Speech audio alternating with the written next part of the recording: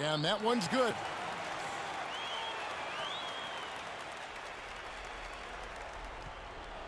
Toronto's gone 1 of 3 from outside the arc since we've reached the fourth quarter.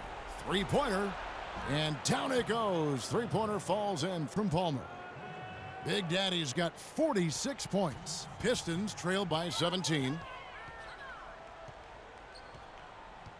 Outside Jackson. Meeks dishes to Monroe. And he uses the glass on the layup. Look at the points in the paint, the inside game. It's been very one-sided here for a while now. Well, the defense just hasn't been physical enough at the rim. I mean, 8 of their last 10 points have come from the paint. And they're getting that lead way up there now. I mean, it should be a stroll to the final whistle from here.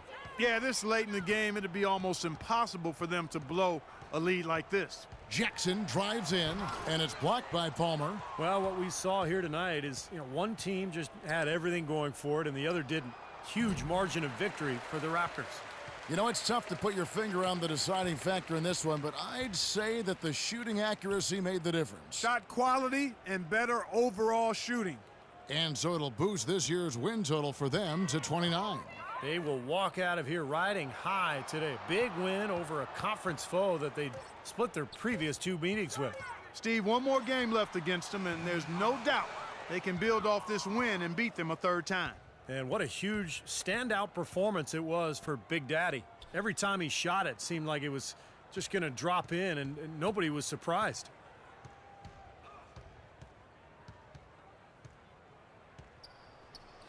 Again, Toronto.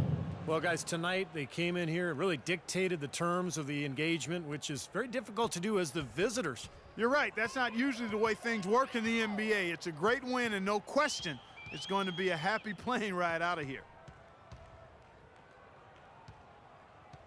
Drummond with it. Valanciunas is there, and it's Drummond missing.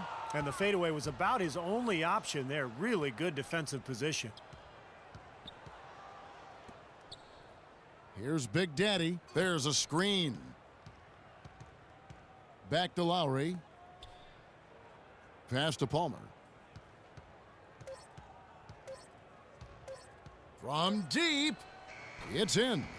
They didn't take their time wrapping this game up. They pretty much did it in a hurry. Yeah, they had a nice spurt to polish this one off. And so Toronto takes this one, but by a big margin.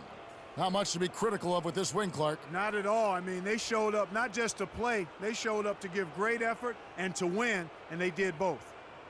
And now let's catch up with Doris Burke, who's standing by on the sideline. Doris? Kyle, how big a factor was the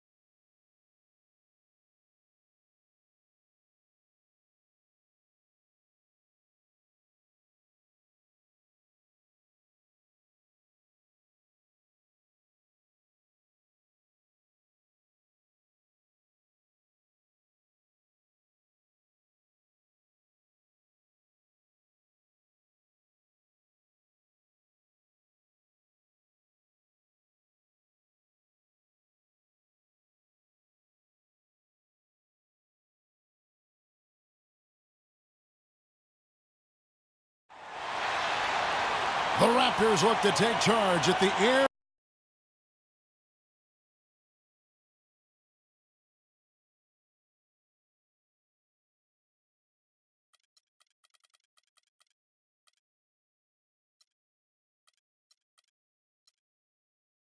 Canada Center here in downtown Toronto. Looking at Toronto, they took the win in their last game against the Pistons in Detroit. It was just a textbook performance. That game was all theirs. Once they got it going, it was full speed ahead. They looked very stable, pretty much from the get-go, guys. A solid output, solid effort. And, you know, sometimes you'll see some inconsistencies come up in a road game, but they were pretty solid there.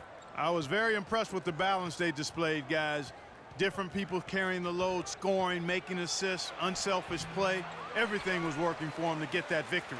Looking at the starting five for the Atlanta Hawks. Teague and Korver in the backcourt. Sefolosha is out there with Paul Millsap. And it's Muscala in at the 5. Here's Big Daddy. David against Detroit. Very impressive.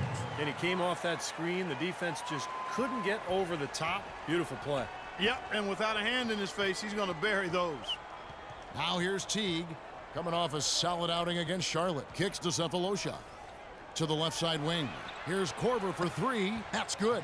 They really can't allow him too many open looks like that. I mean, that's just inviting trouble.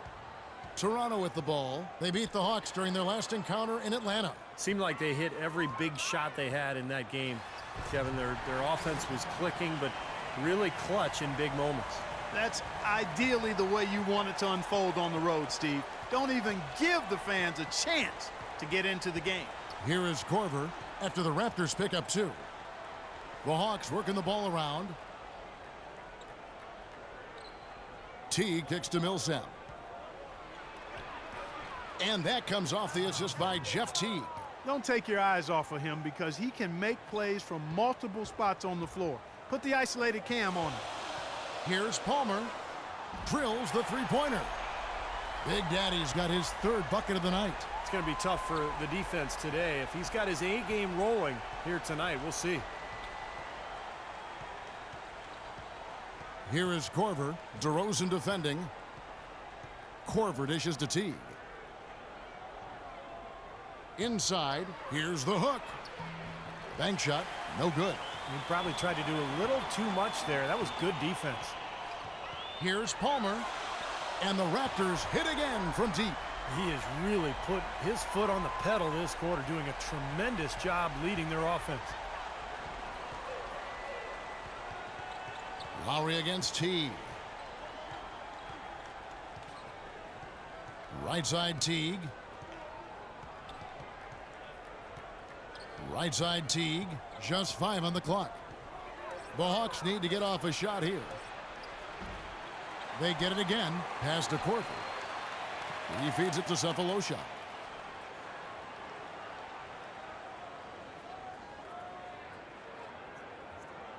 He dishes it to Korver. Pass to Sefolosha. Tries again. Hits some rim on the way in, and the bucket's good.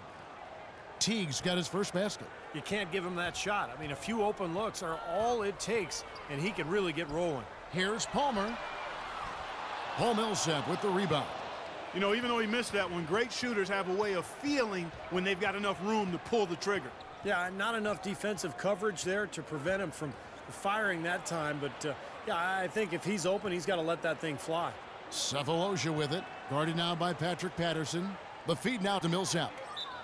Foul call that time on the way up. That'll give him 2 chances at the free throw line here. First trip to the line for him here. And he's been a consistent shooter at the line for them this season, shooting about 78%.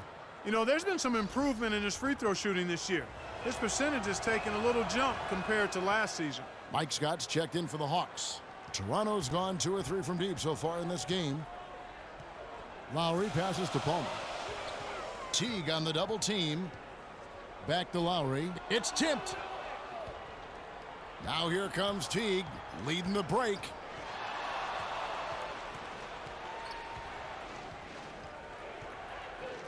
The pass to Korver. Back to Teague. Just 5 to shoot. Scott with a screen on DeRozan. Here's Teague.